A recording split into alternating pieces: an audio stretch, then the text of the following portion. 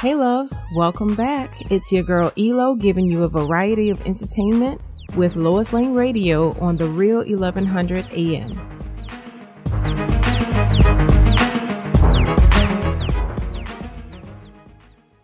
Good evening, everyone. I hope you guys are staying safe and clean and all of that good stuff. I hope your families are safe, all of that, because right now it's getting a bit kind of hectic.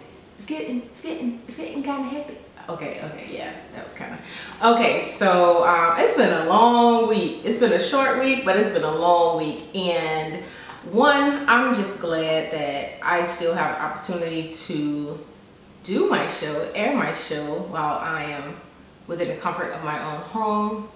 My godfather's above me. Anywho, today's show, I'm going to talk to a filmmaker. He's also an actor. He's also a director. He's also a writer. Yeah, all in one. So before we get to that, I did want to, y'all know it's that damn Elo time. I got a story. I always have a story. Okay. So what I kind of want to talk about is this corona apocalypse. I know everybody's talking about it. I know everybody's making jokes. I know everybody's making videos, including myself. It is a serious matter, but at some point you're gonna have to lighten the load and just think about the positive things that are happening right now. So yeah, and what's positive that's happening right now is spending quality time, teaching and learning each other and your children, and knowing how much time teachers actually take with your children, knowing how much free time you actually had versus before. So it's a lot of different positive things going on while there's still, chaos in the world. So just look at it that way.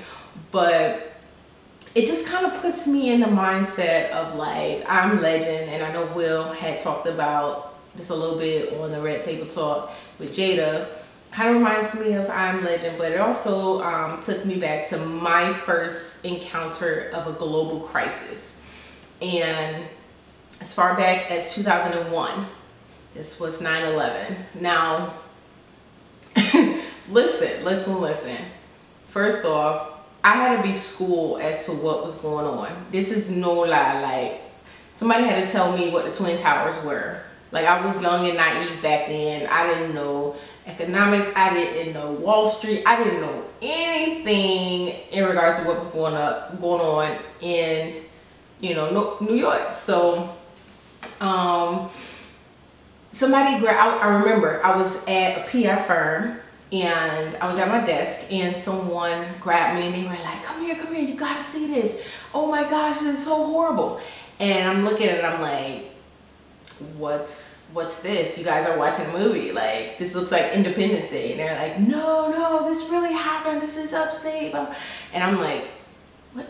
So what does that mean exactly? Like, I was literally naive to the entire situation and how it affected everybody, how it affected families, how people lost people. Like, I was just literally in shock. Like, why don't I know this information? And from that point, like, I had done research, and so I even, like, 2 years later went up to see Ground Zero, and it made me feel a little nauseous. I ain't gonna lie. Like, they were like, yo, what's wrong with you? You need to go back to the hotel, because I was really, like, something about the grounds were just not agreeing with my spirit. But I really just was like, okay, that is like the first and last time that I'm not gonna know about what's going on around me in the world. And yeah, I just remember, like, the Twin Towers, like, okay, I just see two tall buildings with an airplane, not realizing that was real life. And that was a huge shocker for me. And how it took toll for everybody, like, left and right, workplaces, and just understanding that, oh, everything could be shut down because we're under attack. Like, I had no clue. I'm saying all of this to encourage people who are doubting the government, who are doubting media, who are doubting anyone with just a little bit of knowledge. Just go ahead and research for yourself about government, research for yourself about 1918, research for yourself about a lot of conspiracy theories, a lot of whatever you know to believe is true. Always question what the opposite end of that is, because we just never know. Like, there's a lot of stuff that's on mainstream media that they want us to see, and then there's also a little bit of stuff that leaks out that they don't want us to see. So I'm just saying, do your research. I won't say don't believe anybody. I won't say, you know, tit for tat or whatever, but I would just say do your own research in regards to us as a nation, United States, and then globally as what's going on and what leads up to these points every election. Like, what's happening, what's going to come up next. Like, is this really just a scare? Is this really martial law? Is this really, you know, gonna be this massive new world order where everything is electronic? Like, just research all of this for yourself. It's all online. Before they shut it down, y'all better get as much knowledge, because now the library is closed, so you can't go and check out my books. You might still buy some at Barnes & Noble if they open, but can't check them out. But I would suggest y'all learn as much as you can. Teach your children. It is so important. And I don't fault anyone for the knowledge that I didn't have, because they didn't have it. So I can't really blame my parents. I can't really say, you should have told us this, you should have tried. No, because a lot of things were not taught in school. Let's just get that together. Like, they teach us what they want us to know. They don't teach us what we should know, and that's what I think the breakdown is. And then if we're not teaching it at home and we're not getting it in school, we're getting it in the real world, and we're getting it in parts. So I think that's one of the breakdowns that we have, and that's in any culture. Like, different cultures teach different ways, so they're advanced in different things. Like, we're more of a creative culture. We know what we can do. We know the power we have. We know the energy we have. We know that our ancestors were inventors. We know this, but how to bring this out of a young person or a kid, we all do things differently. That's all I'm saying. So yeah, teach them. Now is the time, with everything about the shutdown, if it hasn't shut down in your state. Yeah, take this time, you know.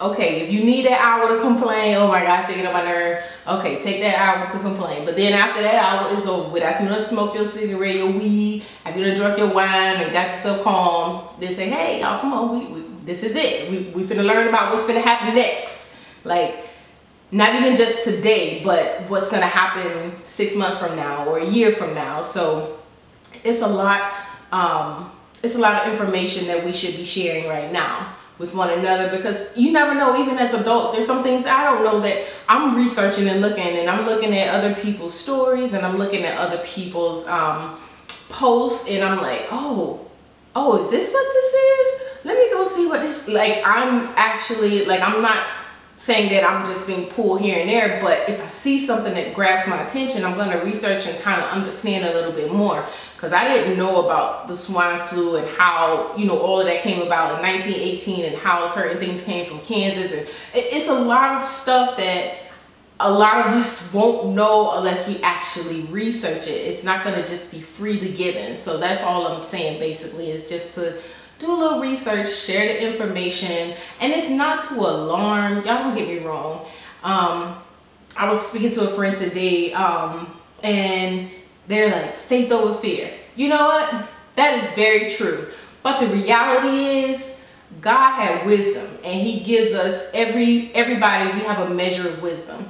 Don't just do crazy stuff because you think that you're fearless. You know, there was one person who thought that they was fearless and that they jumped off a building with a bungee cord and they didn't make it. Like, 1 out of 100 is gonna miss. So that faith over fear, you gotta know when to apply it. Like, seriously, if there's massive things going on, use wisdom.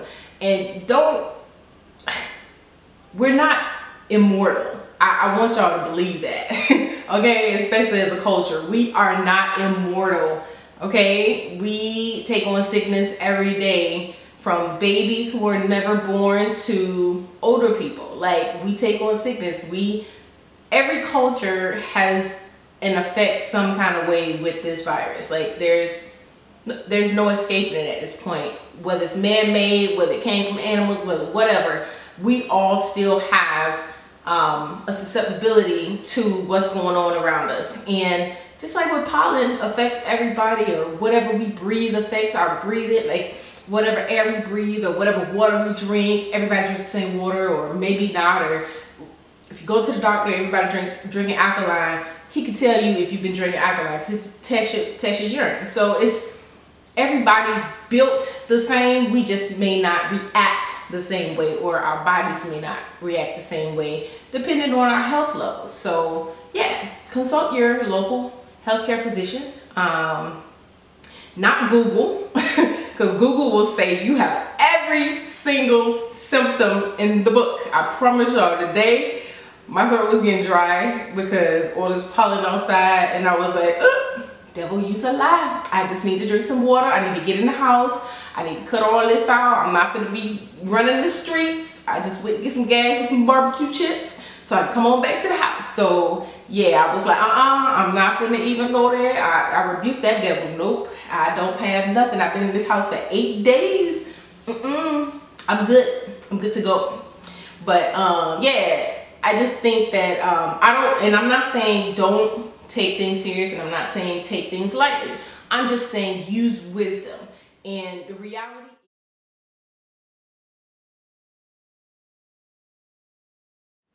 so yes, hi everybody, thanks for joining, thanks for staying tuned in. Right now I have Mr. Dajour Ashwood.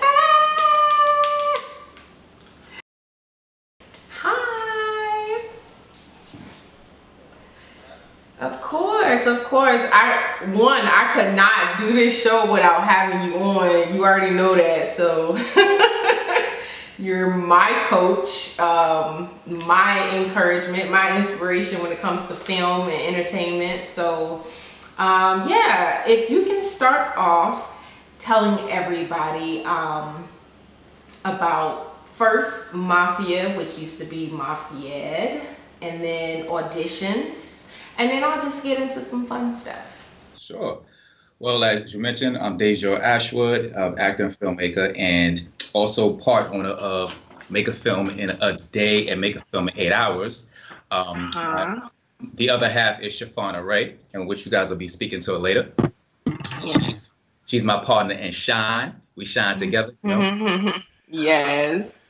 So we initially started Make a Film in a Day, which is Mafia D, in 2018. Okay. We had been doing some things in Atlanta and LA, and then we were doing Make a Film in a Day for about, say, 4 months, and we realized that we actually was doing films in 8 hours. So then we just go change the name to Mafia, and that's how we Make a Film in 8 hours, to let you know that it's not really a day, we're doing it in 8 hours. Right. So with the transition from knowing that it's not just a day to 8 hours, like how did you realize it only took 8 hours to make a film? Yeah, well, Shafana and I, we kind of sat down and we was looking at things of like what's absolutely necessary, because we believe in like cutting the fat and what's absolutely needed. And so once we came down to it, we was like, you know what, we actually can do this in 8 hours and actually make it work. And we thought about like how long the films would be, what each section would take, and it's one of those things where we can explain it to you, but unless you come experience it, it's a different world. Right. Okay.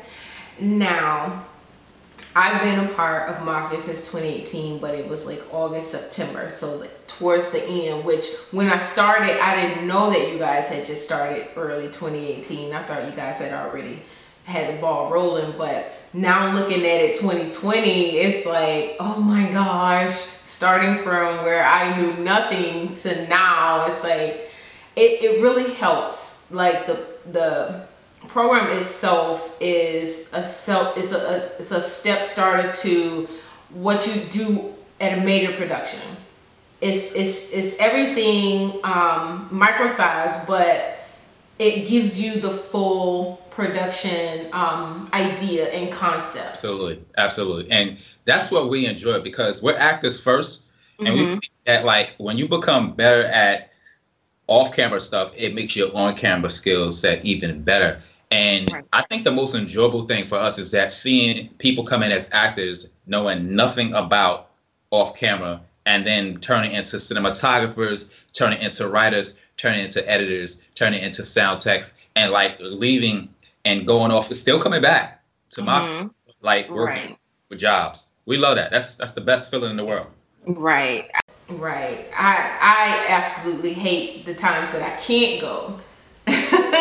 Because one, I'm competitive anyway, but the times that I can't go, I'm like, okay, I guess I can, you know, alleviate myself this time. But yeah, as long as I can go, I try to make it, because I think everyone should be in some sort of process or program or education project or whatever when it comes to production itself, because everybody says, I want to be in front of the camera, I want to do this, but to understand and perfect, and even like with Regina King, Angela Bassett, like people who are really bomb at acting, they now write, produce, direct, they do it all because they understand the concept of what the vision is versus just showing up and acting. You couldn't have said it better. And that's the thing about it, is that it brings everything full circle, because like for myself, when I started to step into filmmaking,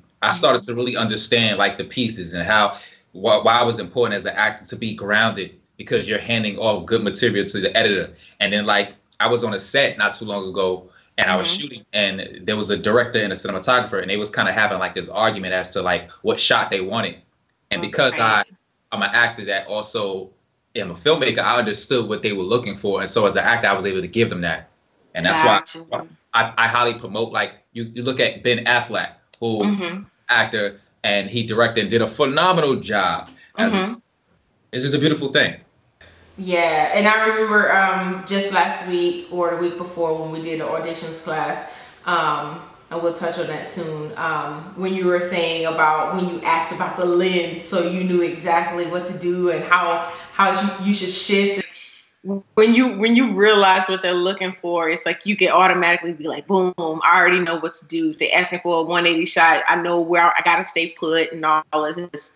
So it just kind of, I think for me, doing it all and understanding, it puts everything together. Yeah. And so you understand what the writer wanted to put out. You understand what the director had in mind when they tell you different directions and different things like that. So I think that Mafia is one of the best. So they gotta come. They gotta come.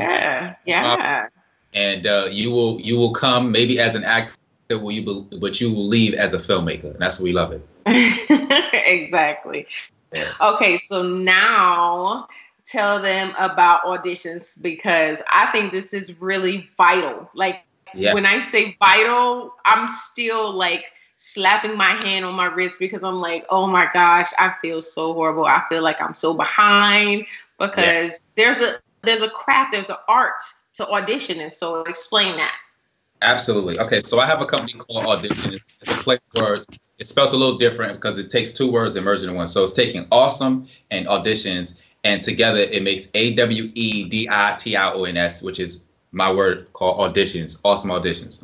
And under that umbrella is self-taping, is I do reels, headshots, and I also do on-camera classes, and which are actually in one of the on-camera classes. And like as an actor, if you can have no other class, you must absolutely have an on-camera class. Why? Because at the end of the day, all the delicious acting that you're doing means nothing if you don't know how that interprets on the screen. And so, and so having this on-camera class and knowing how, the beauty of that is that you're able to see your micro behaviors. You know, if you're doing something funky with your mouth, if you're moving your head a certain way, all those little things. Exactly. You know, if you're tilting and pivoting. When you get on camera, you can see all your idiosyncrasies all together, and you can control them. And the one thing that I preach in the class is not about like removing them or deleting them. It's about controlling them, getting it from them, so that way you can move your head when you want to, versus when you don't know that you're moving it unconsciously. Right. I know that one of my things that I do is I bite my lip. I kind of look away when I'm trying to think about something because I'm trying to picture it. So I know for sure those are the two outside of like looking down at the paper itself. And what is tics, and everybody, unbelievably, everybody actually has it. Everybody has a certain tic. And so on camera, you identify what your tics are and you learn how to basically direct them, you know, and control them so that way they're not taking over your audition. Got it. So how large do you recommend your classes be when it comes to the audition classes?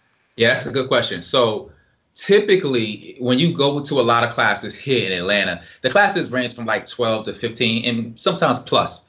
My philosophy is that I'm more hands-on, and so my classes range from 6 to 8 actors. I have 2 classes, one on Wednesday and one on Saturday, right?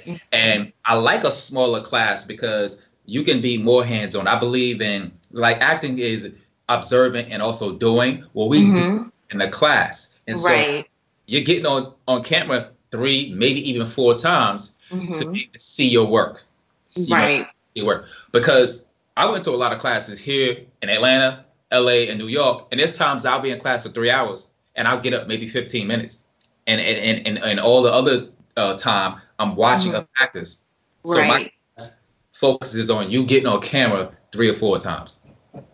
And I'm gonna tell you, like, I still feel like, I won't say afraid, it's more so intimidated when it comes to that. Like, I want to be able to like do it while I'm home, like set my camera up and just be like, go.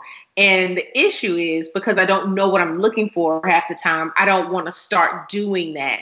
So like, what are some tips where if like right now, like we have to be home because of everything that's going on, like what are some tips that we as beginners can start doing to audition with our own equipment? The first step that I give any new actor is to study film. It's to find a TV series or film or movie that you really like and study it. Look at how little the actors are doing and look at what they're doing with their face. Look at how the camera is placed. Look at when they're doing an over-the-shoulder shot, when it's a wide shot. Look at and study acting. And then what you want to do is, like anything, treat it like tracing paper, right? So when you first learn how to draw, you trace over the paper, right? And then eventually you'll be able to move that paper away and draw on your own. Do it. Got it. So when you study acting, you can just replicate what you see. See what they're doing, how they breathe, how their eyes move, how they move their head and their face, how they're not doing a lot. They're doing very little. Less is best. Not less is more, but less is best. And so if you study that, then you can maybe get your cell phone, put it on a wall, on a mirror, and then you could kind of just do a monologue, talking to somebody off camera. And if you do that, this is the one recommendation I'll give. Every day, find a script online, 1 page, right? At the beginning of the day, start studying that page. At the end of that day, put that page on tape, on camera. So you set the camera up, your cell phone, and you record yourself. 1 page a day. What you start to realize is that 1 page, after 15 days, you'll be able to do 2, 3, and your memory will start to stretch. It's a muscle. Okay. And then what you're going to be doing is when you replay what you just shot, compare that to what you see on TV to see if you are in line or out of line, if you're doing too much, if you're moving too much. And soon you'll be able to understand what that feels like to do less. Yeah. Okay. Now, there, outside of Mafia and auditions, you have other classes that you offer. Yes. Tell us about those. We have like 4 minutes before. So in a nutshell, Mafia, we also have Mafia University. And what Mafia University is, it's 4 pillars. It's a writing workshop. We also have a cinematography workshop. We have a sound workshop. And we have an editing workshop, in which actually you were in. Actually where I met you, at our editing workshop. And these workshops, what I love about them is that they allow you to control your narrative. Okay? What I mean by that is that you no longer have to wait for somebody to put you in a production. You can come to these workshops and learn how to write your skits, learn how to write short films, Learn how to shoot Yeah. short films. Learn how to do the sound of your short films, and learn how to edit your short films in a matter of a couple of hours. And so so that's called Mafia University. Okay, Mafia University. And how often do you host the classes? And so we always have at least one class once a month. But the good thing about it is that we started getting demands, and we do one-on-one sessions. So if you reach out to us, go to our Instagram and DM us. We'll set up a one-on-one session with you. We also have Skype available as well, and we could do one-on-one sessions with you at your convenience. The one-on-one sessions are 3 hours long. Okay, okay. So before I let you go, I wanted to ask two things. What was the most embarrassing thing you've done on set? That's the first one. So if you can answer that one. The most embarrassing thing done on set. This is me as an actor. Okay. I was shooting 1 of 5 episodes of a show called Valor, and I didn't know that my character was going to be speaking a different language. And so when I got there, they sprung it on me a couple of minutes before they was going to shoot, and I had to learn Arabic literally in a matter of seconds. And it was embarrassing because I was sitting there just forgetting my lines and saying to myself, I don't know Arabic. But it was just crazy because now I got 3 cameras on me. I got the dialect coach that's behind the screen, and they're like, That ain't how you say it, bro. That's not how you say it. So it was crazy, but I eventually made it through it. Okay. And last, if this was the last time you get to do a film or movie, who would direct your last film and why? Who would direct my last film and why? Okay. This is I'm trying to be humble.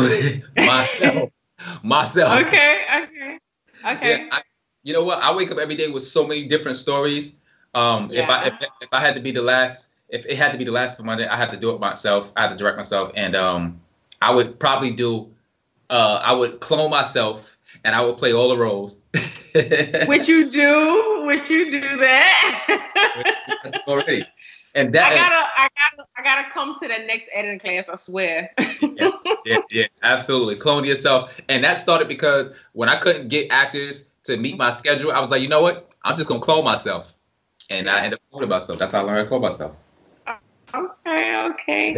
Well, thank you so much for your time this evening. Thank you for all the information. I am blessed to be a part of everything you have going on. And much success to you and Shafana, for real. Much love. We appreciate it. We take that to our heart and not our heads. Thank you so much. And hey, congratulations to your show. And I look forward to being on it a year from now. Let's get it. Absolutely. Thank you. You guys stay tuned for the last 10 minutes. I'll be right back. All right. All right, you guys. We are back for the last round. I just had one wonderful friend, coach, colleague, inspiration for entertainment, Mr. Dajour Ashwood. And I know you guys can't hear him live, but if you are actually live on iHeart, you can hear the entire conversation. Download the app. So yeah. Let's see here. Okay. So what we were talking about was Mafia, which is Make a Film in 8 Hours. I'm a part of that production. I guess it's a monthly film festival. And if you guys go on Mafia, MAFI, the number 8 and H on Instagram, Facebook, YouTube, you might have a Twitter. But if you go and follow them, you'll see all the wonderful projects that we've done so far since 2018. Also, actors, actresses, anybody who's aspiring to be. I think that you should practice and work on your auditions in regards to audition taping and how to properly audition. The Aweditions Self Tape that Dajour hosts and that he produces is a very, very good experience. It's a great experience. He puts you right in there, give you a script, click that button, and say go. And I'm gonna tell you, everything changes when that button go on, because I'm like, man, I got this. And it's like the more I go, the more it breaks down the nerves, the more it breaks down what should I be doing, how should I do it. Like, I've only been going for about a month, but I'm gonna tell you, from a month from my first filming to now, I'm pretty sure it's at least 2% better. And that's only because it's my fault, because I've been so busy. But everybody that I've seen, and we do 2 to 3 tapings per class, which is good because you get to try again, you get to talk about what you saw that you can work on better. And I think that's good, and it's a very creative way to put yourself 10 paces ahead of the next person who's going in for an audition, because everybody's going to get the same script, everybody's going to look at it the same, but guess what? You're going to have an edge because now you know how to do something differently that you probably didn't know that you could do differently, because yeah, you showed up to an audition class and you rehearsed. It's like being in the gym. And I hang around a bunch of comedians, y'all. I hang around a bunch of comedians. Like, I don't consider myself a comedian. I just think that I'm like an oversized clown. But I hang around them, and what they say the most is how they reiterate and how they go to different venues and continue to work on the jokes. It's like the gym. So the same way they do that, the same way as an actress, it's my due diligence to continue to put myself in the gym with entertainment and acting. So I audition.